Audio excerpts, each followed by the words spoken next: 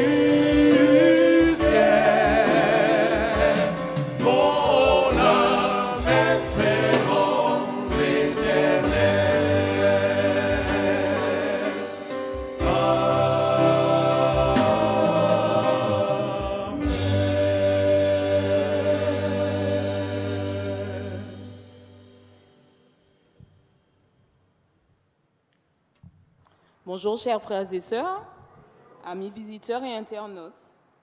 Dieu nous a permis d'arriver au terme de cette semaine malgré tout ce que nous ayons pu traverser. Peut-être avez-vous passé des épreuves, des peines, des embûches ou même des moments de bonheur, je l'espère bien en tout cas. En ce matin, je souhaite que chacun de nous ait le cœur plein de joie, de paix, d'espérance et de foi.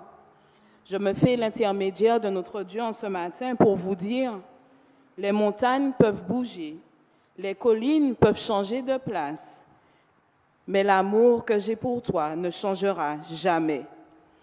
Que chacun puisse se délecter de ce moment de paix et de repos qu'est le sabbat pour être régénéré par Jésus. Je vous souhaite une bienvenue et un bon sabbat à tous. Nous allons prier. Notre Père, notre Dieu, nous te sommes infiniment reconnaissants de nous avoir permis d'être là en ce matin. Merci Seigneur de nous avoir gardé et préservé ton souffle de vie jusqu'à cet instant. Alors que nous sommes rassemblés, Seigneur, dans ta maison, là où nous nous trouvons, nous savons que tu es parmi nous. Et nous te demandons tout simplement d'agréer notre adoration. Que nous puissions, Seigneur, t'honorer, t'exalter. Que tu sois, Seigneur, la seule personne digne d'adoration dans nos vies. Nous te disons merci pour toutes tes bénédictions, pour toutes tes grâces, et que tu sois avec chacun de nous jusqu'à ton retour. Nous t'avons prié dans le doux nom de ton Fils Jésus-Christ qui intercède pour nous. Amen.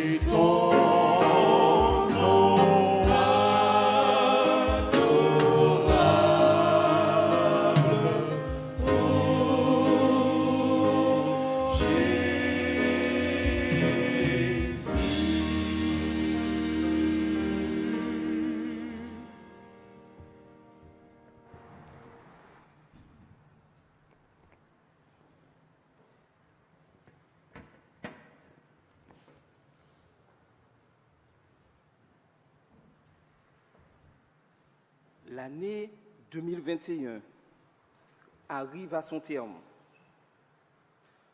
Aujourd'hui, c'est le dernier sabbat de l'équipe EDS, qui a été nommée pour les années 2020 et 2021, puisque sabbat prochain, 18 décembre, nous aurons un moment de louange et d'intercession avec le département Réveil et Réforme, et le sabbat 25 décembre sera un moment spécial avec le club Signe Blanc.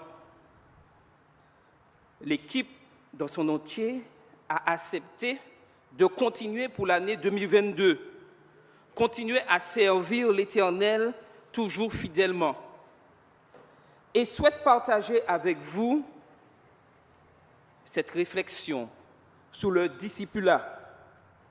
Un véritable disciple prononce toujours ces paroles. Il est un nom si beau, un nom si doux, qui fait briller mon âme, un nom que l'univers proclame. Oui, ce nom c'est Jésus, et encourage chaque membre, chaque étudiant de la parole de Dieu à toujours prononcer constamment ce nom, Jésus, quels que soient les moments que vous vivez, moments heureux, moments malheureux, prononçons toujours le nom de Jésus. Dans la parole de Dieu, dans Romains 8, verset 37, il est dit « Bien plus, dans toutes ces choses, nous sommes plus que vainqueurs par celui qui nous a aimés. » Le travail est devant nous pour améliorer le reste de notre vie en réformant et en élevant notre caractère. Une nouvelle vie commence dans l'âme renouvelée. Christ est le sauveur intérieur. Ce qui peut être considéré comme difficile à abandonner doit être cédé. Le mot autoritaire et dictatorial doit être laissé non prononcé. Alors, une précieuse victoire sera remportée. Le vrai bonheur, le résultat de chaque abnégation, de chaque crucifixion de soi, une victoire remportée, la suivante est plus facile encore à remporter. Si Moïse avait négligé les opportunités, les privilèges que Dieu lui avait accordés, il aurait négligé la lumière du ciel et aurait été un homme malheureux et déçu. Le péché vient d'en bas, et quand il est livré, Satan est enchâssé dans l'âme, là, pour allumer les feux même de l'enfer. Dieu n'a pas donné sa loi pour empêcher le salut des âmes, mais il veut que tous soient sauvés. L'homme a de la lumière et des opportunités, et s'il les améliore, il peut les surmonter. Vous pouvez montrer par votre vie la puissance de la grâce de Dieu pour vaincre. Satan essaie d'établir son trône dans le temple de l'âme. Quand il règne, il se fait entendre et sentir dans des passions furieuses, dans des paroles d'amertume qui affligent et blessent. Mais comme la lumière n'a aucune communion avec les ténèbres et le Christ aucune union avec Bélial, l'homme doit être entièrement pour l'un ou l'autre. En cédant à l'auto-indulgence, à l'avarice, à la tromperie, à la fraude ou au péché de toutes sortes, il encourage les principes de Satan dans son âme et se ferme la porte du ciel. À cause du péché, Satan a été chassé du ciel. Et aucun homme qui se livre et entretient le péché ne peut aller au ciel, car alors Satan y aurait de nouveaux pieds. Lorsqu'un homme s'encourage quotidiennement à surmonter les défauts de son caractère, il chérit Christ dans son âme. La lumière du Christ est en lui. Sous les rayons lumineux de la lumière du visage du Christ, tout son être est élevé et est en oubli.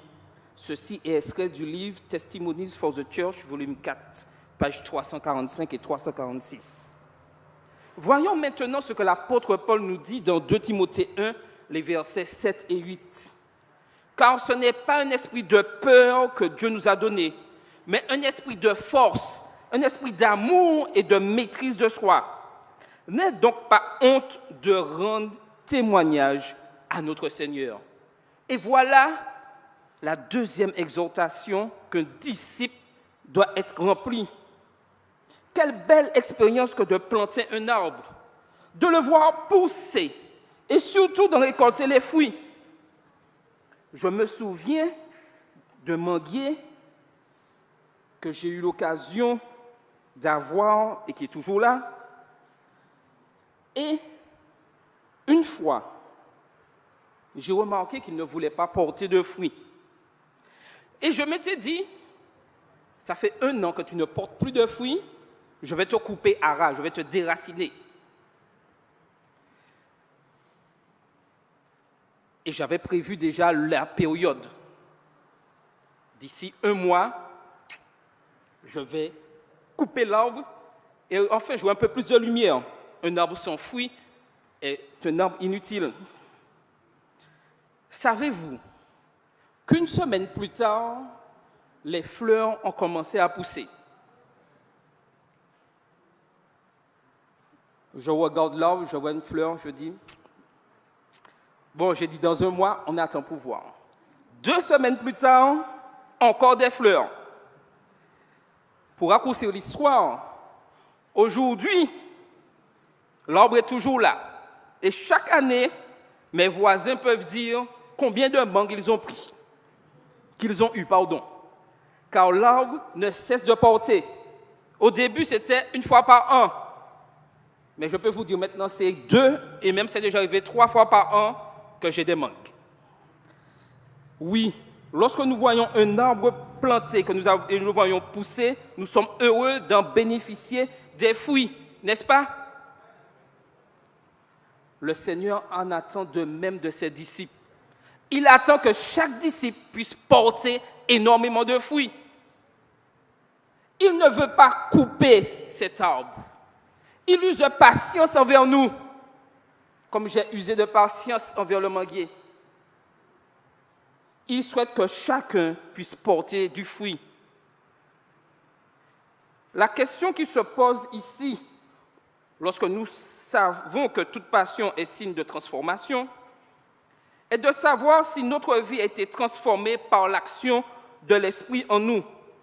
Pour porter du fruit, un arbre doit être nourri, protégé, aéré, en bonne santé. Il en est de même pour le croyant, dont la vocation est naturellement celle de porter du fruit.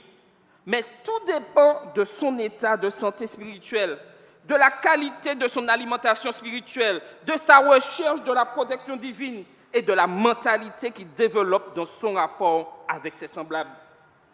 Que reste-t-il à un croyant quand il a tout donné au Seigneur? Fort probablement la joie de recevoir des bénédictions et de porter le fruit de l'Esprit dans ses diverses facettes. Aujourd'hui, vous vous poserez probablement des questions sur votre capacité à ne jamais baisser les bras dans l'expérience spirituelle. Vous vous demandez s'il est possible de maintenir la flamme, le zèle pour le Christ, alors qu'il y a tant de choses qui attirent notre attention ou même des occupations qui sont légitimes. Ne vous découragez pas. Quand le Christ prend en main une vie qui s'abandonne totalement à lui, il ne manquera pas de la maintenir dans une relation dynamique et passionnante. Le royaume de Dieu est vie. Le royaume de Dieu est passion et espérance. Et c'est le souhait que l'équipe du sabbat souhaite à tous ses membres pour l'année 2022. Vie, passion, espérance en Jésus-Christ. Et ne l'oublions jamais. Et comme le dit, et maintenant nous pouvons dire ensemble, en chantant les 2 dernières strophes du 286, debout, et puis, l'or, ton nom si doux, ton nom que j'aime tant, j'aime le redire à genoux, le cacher au fond de mon âme, car de toi seul, oui, Jésus, de toi seul je me réclame. Levons-nous et chantons ensemble les 4e et 5e strophes du 286. Et ensuite, je ferai une dernière prière.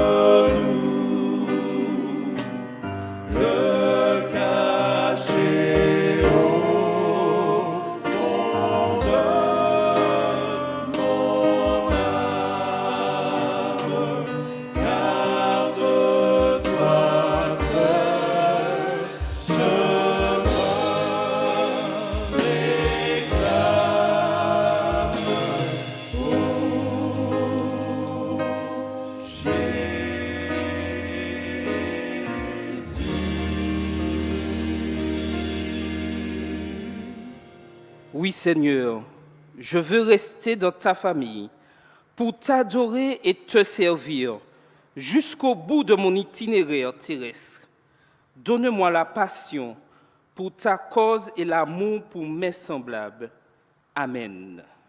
Amen. Vous pouvez vous asseoir.